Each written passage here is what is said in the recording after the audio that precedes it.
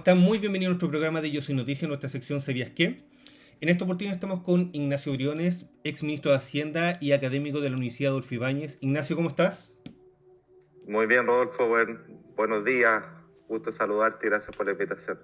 No, gracias a ti, Ignacio. Ignacio, quería partir este programa hablando un poco sobre la ley FinTech, que es una buena noticia. Y sobre todo, bueno, esto lo iniciaron ustedes, entonces para que comenten un poco cómo, que era un poco lo que preguntaban las pymes, mucha gente que está en nuestras redes sociales. ¿Cómo los beneficia una vez que la ley está operativa?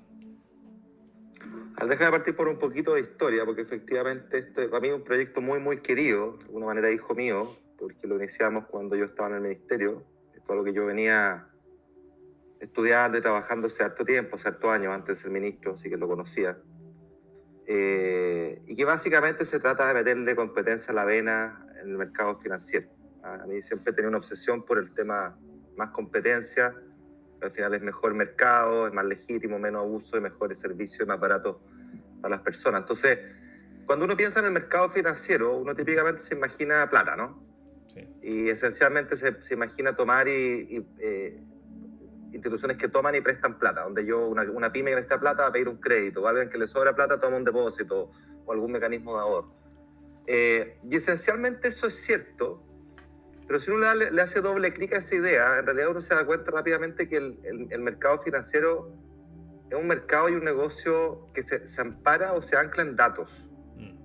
Es muy intensiva una información, precisamente para evaluar el perfil de crédito, el riesgo de crédito, a quién le presto, cuánto le presto, por qué, cuáles son sus necesidades, cómo le puedo fabricar un mejor producto financiero a su medida. Si alguien que está invirtiendo, está invirtiendo bien, ¿no será que puede tener por su perfil, por lo que yo veo, cómo él se comporta, por su patrón de consumo, por su patrón de ahorro, no le podré ofrecer yo una alternativa mejor y distinta? Todo eso necesita datos. Y hoy día la tecnología te permite procesar esos datos a bajo costo y hacer esa oferta. Entonces, para que esto se despliegue, tú necesitas un ecosistema de datos.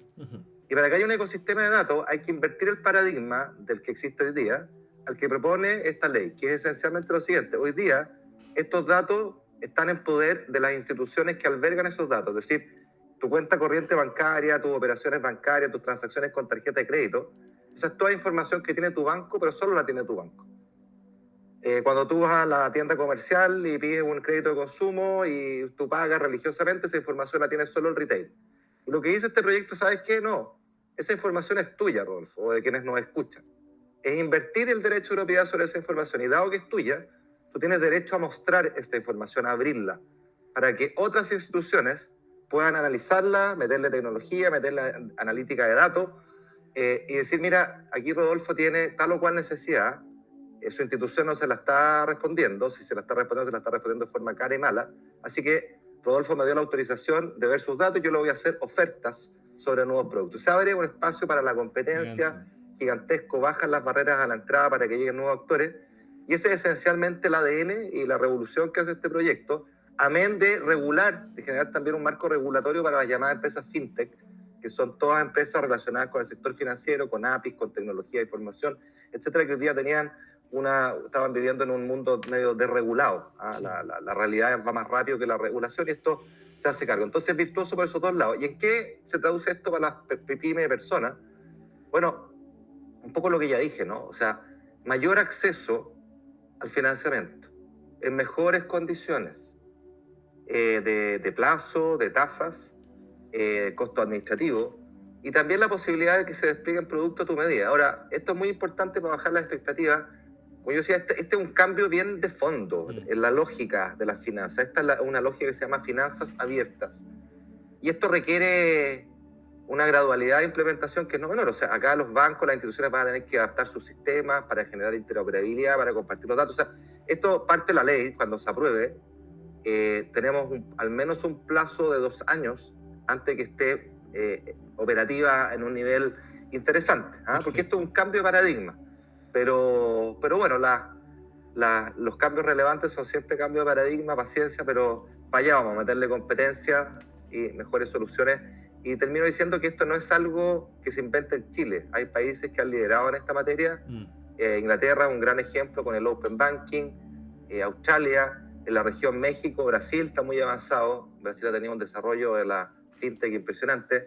Entonces creo que esto es bueno para Chile, bueno para la competencia, bueno para los clientes, para las personas, así que pura ganancia. Y lo último es, yo no recuerdo un proyecto de ley que haya tenido tan transversal aprobación en el Congreso, por un lado, y un proyecto de ley que además, habiendo sido iniciado en la administración del presidente Piñera, me tocó a mí impulsarla y jugarme por esto, junto al equipo de Hacienda, que la haya retomado con mucha fuerza y convicción el ministro Marcel. Entonces esto pasa a ser como una suerte de política de Estado, es bonito eso, ¿ah? Cuando las buenas iniciativas son continuadas, y en el Congreso ha tenido un amplio respaldo, así que yo no dudo que vaya a ser ley prontamente. Así que eso lo saludo también, necesitamos esos grandes acuerdos. Ignacio, tú iniciaste esto. ¿Tú qué crees que nos está faltando para que se concretara? Porque finalmente llama la atención que otros países, por ejemplo, como Brasil, que en términos de inversión muchas veces está por debajo de Chile, o eso al menos pareciera. ¿Por qué Brasil está incluso en esa materia sobre nosotros? ¿Qué nos estaba faltando a nosotros para esto? Bueno, en parte porque no habíamos presentado una iniciativa de este tipo. Pues, sí, o sea, acá las cosas cambian cuando se presentan iniciativas. Esto nosotros lo empezamos a trabajar en 2020, en mayo del 2020, plena pandemia, además, o sea, con poco tiempo para dedicarle, pero para mí esta fue un área súper clave y teníamos un equipo de lujo dedicado a esto, a revisar todas las experiencias comparadas, a juntarse con las fintech, a juntarse con los actores grandes del banco, el retail. La CMF, por el otro lado, venía trabajando en un marco regulatorio para la fintech. Entonces, como que se juntaron las piezas en un momento, teníamos también mucha coordinación con el Banco Central y se hizo un proyecto de altísima calidad que después presentó el ministro Cerdo una vez que yo partí, pero que ya estaba armado. Y esa es la razón también por la cual ha tenido alta aprobación en el Congreso, ¿ah? Desde el Partido Comunista hasta la UDI, ¿te fijas? O hasta republicano. Pasando por todo el espectro. Entonces eso es bonito, es bueno para Chile y bueno, estos cambios para que ocurran alguien tiene que iniciarlos y yo me alegro que nos haya tocado a nosotros jugar esta ficha y esta ficha ya ha sido resultado por ahora exitosa. Es un cambio importante para Chile. Ignacio Briones, ministro de Hacienda. Ignacio, y ahora pasando a llamar a un tema más denso, por decirlo de alguna forma. ¿Cómo ves prospectado tú la economía de acá al 2023? Acá hemos escuchado al Banco Mundial, al Banco Central, hablar de un decrecimiento, hablar de un estancamiento de la economía. ¿Cómo lo ves tú? ¿Es tan así? Sí, absolutamente. Está jugado el año próximo. No cabe duda que vamos a tener una recesión. El propio gobierno lo proyecta así en su informe de finanzas públicas, el presupuesto. Proyecta el gobierno una caída de la actividad promedio de 0,5%. El Banco Central es un poquito más optimista. Pero no cabe duda que vamos a tener una recesión. Y esta recesión la estamos empezando a ver, o sea, se ha demorado en llegar efectivamente, pero la desaceleración en este año es muy notoria. Queda mucho porque se desacelera todavía el consumo, el gasto, sigue alto, aunque ha caído. Pero vamos a tener unas caídas importantes, o sea, el último trimestre de este año va a ser muy, muy malo, y el año próximo va a ser muy malo. Y yo la pregunta que me hago es qué pasa el 2024, honestamente, porque ahí los números de todos los analistas, de las instituciones son más positivas. Pero a mí me ronda la pregunta si eso es tan así, digamos, porque el propio Banco Central proyecta una caída muy importante de la inversión el año próximo, casi el 5%. Y todos sabemos que sin inversión no hay crecimiento. Entonces, está complicado, ¿eh? Está complicado el escenario económico. De hecho, por lo mismo el Banco Central aumentó la tasa también de política monetaria a un 10,75. Claro, el Banco Central ha sido súper agresivo en subir la tasa de política monetaria, que para que se entienda, esta es la tasa de interés que el Banco Central le cobra a los bancos, a las instituciones financieras. Y por supuesto los bancos lo traspasan a sus clientes, naturalmente. Sube esa tasa a la que le prestan, lo traspasan a precio. Entonces, ¿qué es lo que busca esto? De alguna manera, en definitiva, encarecer el crédito, encarecer el costo del uso del dinero. Entonces, para una persona que se iba a comprar una tele para el Mundial y que la quería comprar en un crédito de consumo, algunas de ellas lo van a pensar dos veces ahora porque el crédito de consumo está más caro. O sea, sabes que en realidad con estas tasas mejor me aguanto, me quedo con mi tele más chica que tengo hoy día. E incluso alguien que tuviera la plata al contado también la piensa dos veces, porque dice, mira, en vez de comprarme la tele, a lo mejor me conviene meterla al banco, que me está pagando más. ¿Ya? Entonces esto desalienta consumo por un lado, pero también desalienta inversión. Porque cuando tú tienes una panadería y te quieres comprar un segundo horno con un crédito, ese crédito hoy día también es más caro. ¿Ah? Y si querías comprarlo chin chin, tú dices, chuta, en realidad me está pagando re bien el banco, mejor me espero un poquito para el horno y me gano los intereses. Entonces, todo esto tiene un efecto en la actividad y eso es lo que busca el Banco Central, es enfriar la economía, luego un sobrecalentamiento muy alto que tuvimos el año 2021. Yo siempre digo, estábamos andando a la velocidad de un Ferrari, pero en un auto que es re bueno y re confiable, menos sexy, que es un Toyota rojo. ¿Ah? Y un Toyota rojo tú puedes llegar a 200, pero si andas permanentemente a 200 lo fundes. Entonces había que poner la pata en el freno ahora. Y es lo que está haciendo el Banco Central. Ponerla en el freno significa enfriar la economía, bajar las presiones inflacionarias, porque el gran problema que tenemos hoy día, mucho más que el resto del mundo, recordémoslo una vez más, que algunos que dicen, no, si esto es lo mismo que pasa en el resto del mundo, no, no es lo mismo. En todo el mundo hay más inflación, pero nosotros tenemos mucho más inflación, producto de errores internos, de mala política interna, de exceso de liquidez. Y por eso que el banco está jugando con tanta agresividad a contener este flagelo que le pega al bolsillo de las familias todos los días. Es un drama. Bueno, y también hay que recalcar que también es un golpe fuerte para la economía chilena el hecho de que nuestro país dependa mucho de lo que pasa afuera. O sea, eh, por ejemplo, lo que ha pasado con Rusia, un poco el conflicto, los problemas que ha tenido en China, digamos, de alguna forma igual golpear la economía interna de Chile, ¿no? Por supuesto, nosotros somos un país pequeño, extremadamente abierto al mundo, y lo que pase a nuestros principales socios, a la economía mundial, obvio que nos afecta. Esto es como cuando uno tiene un almacén, si a los clientes míos de mi almacén les empieza a ir peor, a mí también me va peor, me va a pegar. ¿Ah?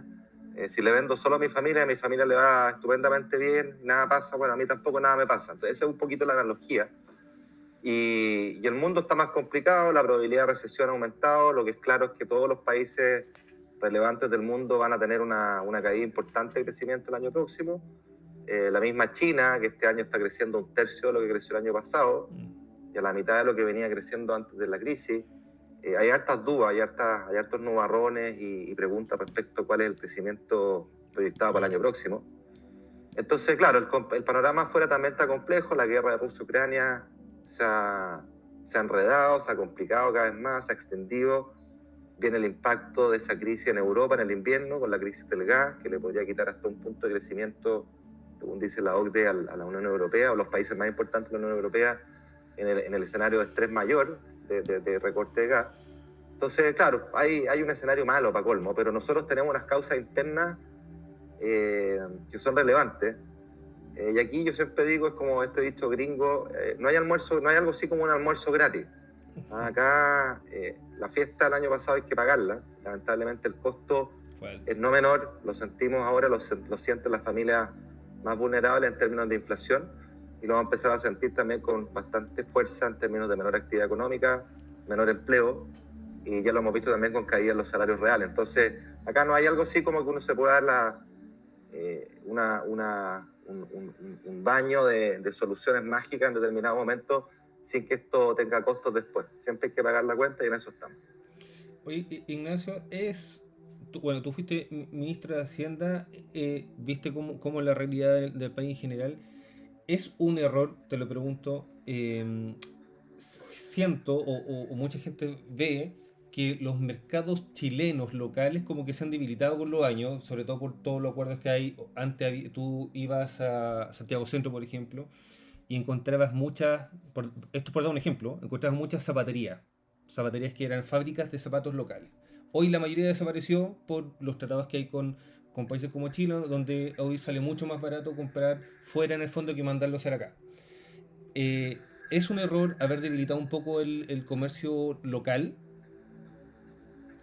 Yo no lo pondría en esos términos, porque así como uno ve que ciertas áreas del comercio local o de la producción local se debilitan, hay otras que se fortalecen. El punto que tú levantas, que uno lo escucha muy habitualmente, que de hecho es como el gran argumento que ocupa el proteccionismo, es decir, oye, protejamos la industria local, es un argumento que es bastante parcial, porque tiende a decir, oye, si yo dejo que entren los productos extranjeros, se van a acabar zapaterías chilenas. ¿Ah? Entonces vamos a destruir empleo, vamos a destruir producción. Pero es parcial porque la historia continúa.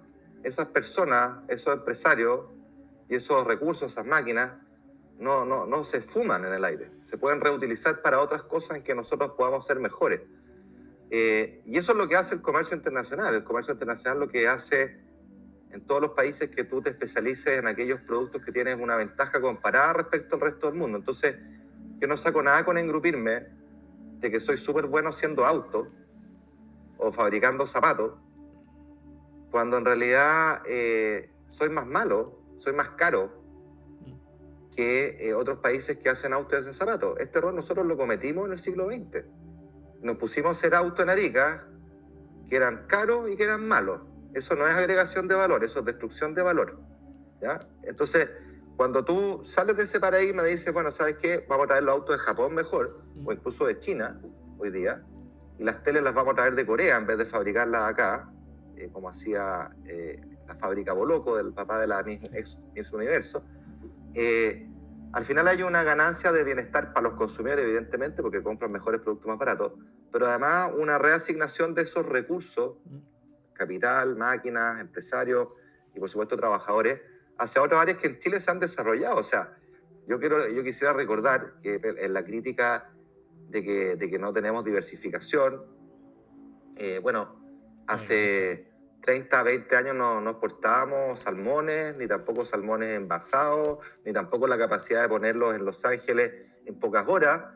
Exportábamos vino granel y no vino boutique. No, sí. Entonces, te diga, esto hay que mirarlo en una perspectiva dinámica. Ahora, lo que sí es súper importante es que en la transición hay perdedores, o puede haber perdedores, hay ganadores y perdedores. El país gana, pero hay perdedores. O sea, evidentemente la persona que tiene que cerrar su local y esos empleados que se quedan sin pega, sufren un daño.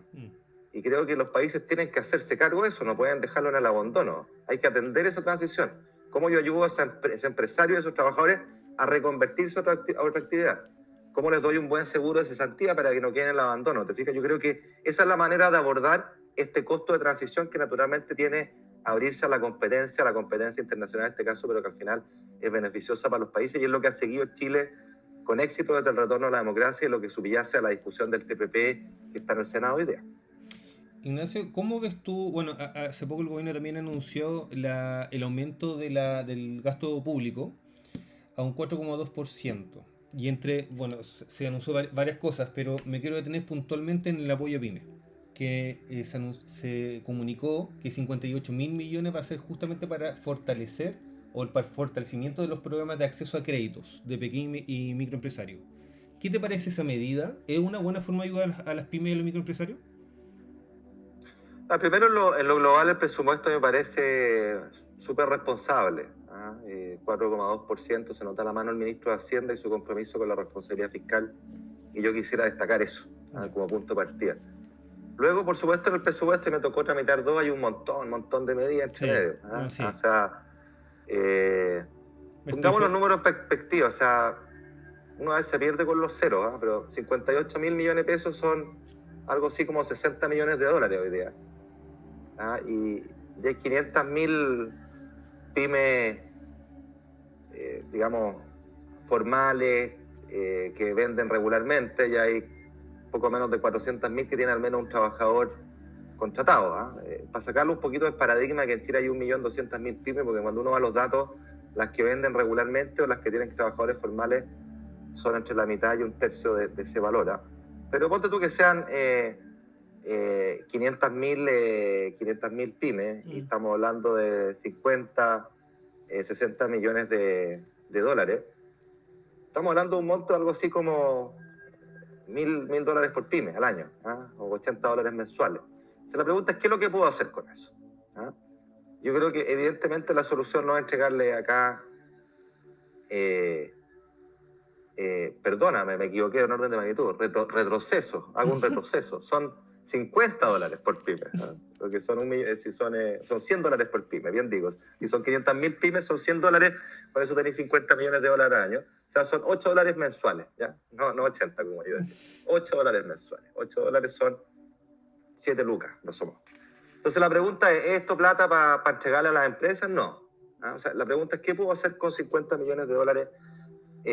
Y creo que lo que uno tiene que hacer es ahí apalancar programas que permitan facilitar, como tú señalabas, el acceso al crédito. Habrá que ver en qué consiste eso. Si es educación financiera, si es facilitar los trámites, si es ayudarles a hacer la evaluación de crédito. No tengo idea en qué consiste. Pero yo pensaría que acá lo que hay que ver es cuál es la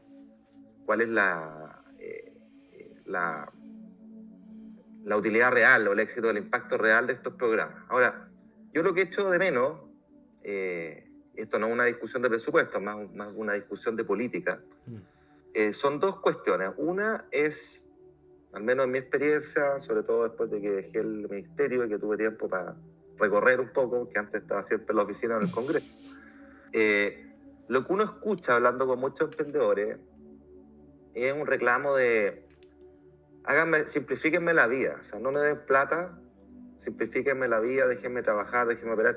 Y lo firme es que hay muchas regulaciones para las pymes, están muy repartidas en distintos lados, el emprendedor que está comenzando lo sabe, o sea, es un parto realmente abrir la empresa.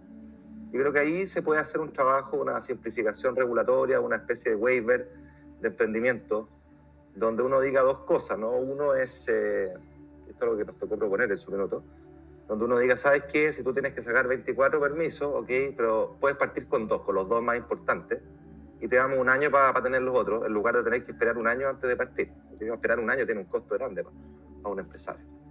Y lo segundo es, los trámites muchas veces se demoran por culpa del Estado. Entonces acá hay que hacer cumplir los plazos, y una forma de hacer cumplir los plazos es decir, mira, si el Estado no te responde, tal o cual repartición no te responde en el plazo determinado por ley, se asume que está aprobado. Una especie de silencio positivo. ¿Ya? O sea, invertir el peso de la prueba desde la persona o el emprendedor al Estado, en este caso, que tiene que hacer su pega. Yo creo que esa cuestión es súper importante. Y la otra cosa que es muy importante, que la hemos chuteado, es que yo creo que es fundamental que las pymes tengan incentivos para crecer y no para quedarse chicas. O sea, cuando toda empresa que parte, generalmente parte chica, y si le va bien va creciendo, y lo que uno quiere en esa transición, es como la transición de los países de ingreso medio, cuando está en ingreso medio, ¡paz!, que te peguen un empujón para que te transformes en grande. Y hoy día en realidad estamos al revés como país. Hoy día todos los incentivos tributarios y de acceso a programas y de todo, están pensados en empresas de menos 75.000 UF de venta al año. 75.000 UF son 2,5 millones de dólares al año. Son empresas bien chicas. En Europa una pyme se define como una empresa de 50 millones de euros al año, o sea, casi 20 veces más. Ahí nos falta algo en cómo apoyar esta clase media empresarial, a que se transformen en grandes y no que nos quedemos con miles de empresas pequeñitas, muchas de ellas que son informales. Acá hay que generar escala y creo que ahí hay muchos incentivos que, mira, un solo ejemplo práctico, a propósito de la discusión tributaria. Hoy día una empresa que vende 75.000 UF o menos, una pyme, está adherida a lo que llamamos un régimen integrado. Básicamente el dueño paga por lo que gana, ¿ya? Entonces una persona que gana 5 millones de pesos, que le va bien, un emprendedor que gane 5 millones al mes, ¿ya? Esa persona hoy día paga algo así como un 10% de impuestos por lo que gana, paga 500 lucas mensuales.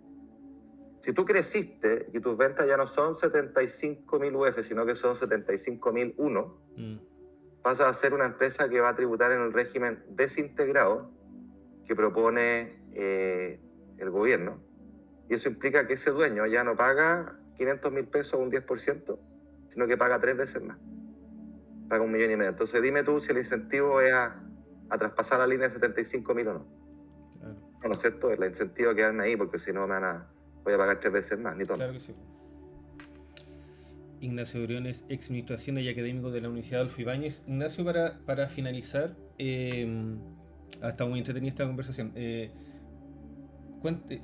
quería preguntar en el fondo, ¿qué consejos tú le darías a las pymes? Después de todo lo que hablamos, del escenario económico que se viene, ¿es bueno invertir ahora? ¿Es mejor guardar? ¿Qué se aconseja a una pyme hoy? O sea, depende de la situación de la pyme y depende del sector. Yeah. Yo creo que si hay una pyme que tiene buena espalda, que que no tenga necesidad de endeudarse fuertemente para poder invertir, yo siempre recomendaría hágalo. Porque en realidad todas las otras pymes están, o una parte importante de las empresas están en la realidad contraria. Entonces, si usted lo hace hoy día, cuando tengamos una salida, usted va a estar en la pole position, por así decirlo. Hágalo. Y siempre, nunca hay que perder de vista que las empresas quieren crecer, las empresas quieren que les vaya bien. Hay periodos, hay baches, vamos a tener un bache grande. Pero hay que apostar también por Chile. Entonces yo diría, si tiene la posibilidad de hacerlo, juéguesela. Ahora, si usted tiene planes de expansión ambiciosísimos y que los va a tener que financiar a punta de deuda, cuidado, sopese con mayor resguardo los riesgos que antes era capaz de tomar. Hoy día, mírenlos con un poquito más de recelo, de cuidado, porque si lo pillan en un momento, o si esto se alarga más de la cuenta, y lo pillan muy endeudado y sin las ventas que usted esperaba, bueno, todos sabemos cómo pueden terminar esa historia. Entonces, un poquito ahí de cautela. Ya hay sectores y sectores, o sea, el sector comercio en la pyme va a caer y ya está cayendo muy fuerte y va a sufrir mucho, va a caer más fuerte todavía. Amén de que es un sector donde hay mucha competencia leal con la informalidad y eso le afecta de manera estructural también. Yo creo que esa es una agenda bien fundamental que tienen que hacer los propios pymes organizados, de exigir que todos tengamos la misma regla, porque si no es una competencia desleal, exigirle al Estado que combata la informalidad con todo. Pero dejado ese paréntesis, ese sector va a caer muy, muy fuerte. Hay otros sectores, me imagino, como los servicios informáticos, por ejemplo, que son más cíclicos, particularmente en estos momentos más difíciles, donde uno esperaría que las grandes empresas que son sus clientes van a también buscar espacios de ahorro de costos, y ahí todo lo que sea servicios informáticos o de gestión tienen una ventaja. Entonces, todo esto depende del rubro. Pero yo el llamado general sería ser más cauteloso, a no enamorarse de los resultados que probablemente han tenido en el último año y medio, particularmente el año 2021, que fue un año de boom, fue un año completamente irreal. Saquen ese año de su registro como algo que se va a volver a repetir, particularmente en el sector comercio, en el sector vinculado al consumo. Eso no se va a volver a repetir, fue un espejismo, ¿ya? Y ahora volvemos a la dura realidad. Entonces hagan sus proyecciones en base a la realidad cuál es, y no la realidad como nos imaginamos o nos gustaría que fuera, sobre todo si uno la proyecta como el año 2021. Eso. Yo creo que muchas gracias por haber venido y bueno, dejamos a todo nuestro público invitado y les recordamos que se pueden suscribir a nuestro canal para que también vayan teniendo siempre las novedades con lo que vamos subiendo, que es material informativo. Dale like a este video y compartir. Así que los dejamos a todos invitados. Y muchas gracias, Ignacio, por estar acá. Vale, Rodolfo, encantado. Que estés bien. Un abrazo. Chao, buen día. Chao, Adiós. chao.